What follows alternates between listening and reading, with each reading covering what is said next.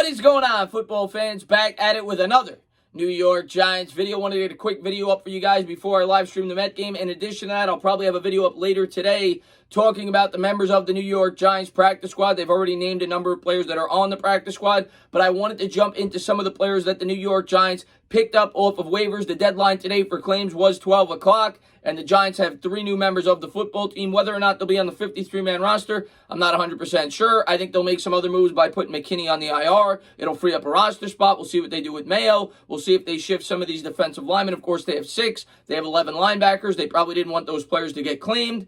And we'll see if some of the guys that they did bring in do, in fact, make this roster. I think there's a very good chance that Adrian Colbert from the Chiefs, the safety, I'll get more into him, does make this team right away, along with Damian Ratley. Jackson Barton, probably not. I think he's more of a practice squad guy. If he does make the team, he'll be on the back end of the roster at the offensive tackle.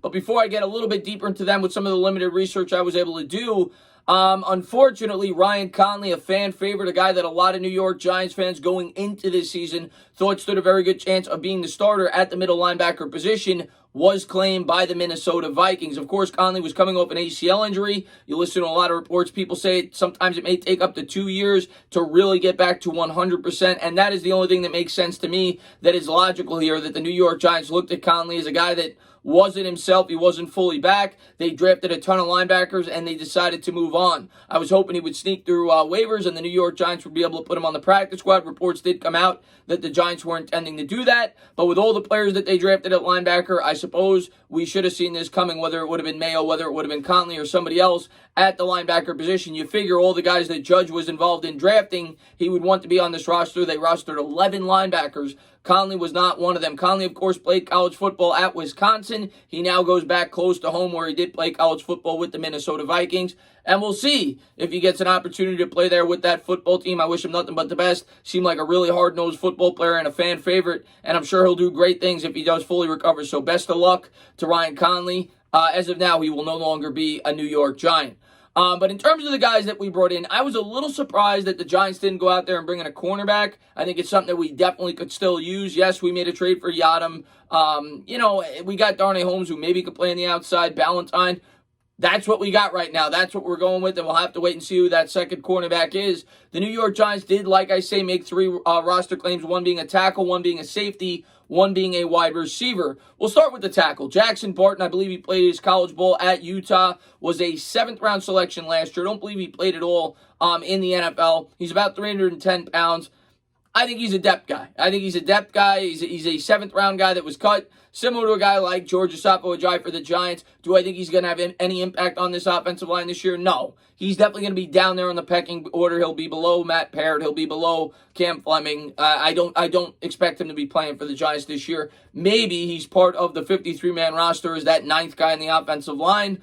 Obviously, the Giants saw something in him. Otherwise, they wouldn't have decided to put a claim on him. So we'll see if, in fact, he does have any impact with the New York Giants. But don't expect much. I don't think he'll be starting. And if he is, well, that's not a good sign. But in addition to that, the Giants did bring in Adrian Colbert. Colbert has the most NFL experience. He's been in the league for 3 years. He started, I think, 7 games last year for the Super Bowl champions, the Kansas City Chiefs. He also spent some time with Miami with Patrick Graham. So there's the connection there. And maybe it brings a versatile piece. I don't know a ton about him, but he does have NFL experience. He's been in the league for a while. And the Giants do go out there. They bring in a safety. He plays the free safety position, so he's more of a center fielder. He's played that position for the last 2 years in the league. So we'll see there. And in terms of the wide receiver, the Giants do bring in Damian Ratley of the Cleveland Browns. He's a former 6th-round pick. Wasn't my first choice, but he is tall. He's 6'2", 200 pounds. And he does, again, have some NFL experience. He's got 350 career receiving yards. He's still only 24, 25 years old. Had 200 yards receiving last year for the Cleveland Browns. And really didn't get an opportunity there. When you look at the receivers that team has, they have a ton of weapons, right? With Beckham and obviously Jarvis Landry. So maybe the New York Giants find a diamond in the rough there with the former 6th-round pick, Damian Ratley. We'll see. Maybe he stands a good chance. Based on his experience, I would think if they go with 6 receivers, there's a decent possibility that Damian Ratley could be a part of the New York Giants 53-man roster, and it's very possible that they decide to do that. I talked about that on Twitter today, maybe the reason they went with 6 defensive linemen was they were scared that a guy like R.J. McIntosh or Austin Johnson would get claimed, and they felt that they were valuable enough to hold a roster spot. But they could certainly send one of those guys down to the practice squad to make room for a 6th wide receiver.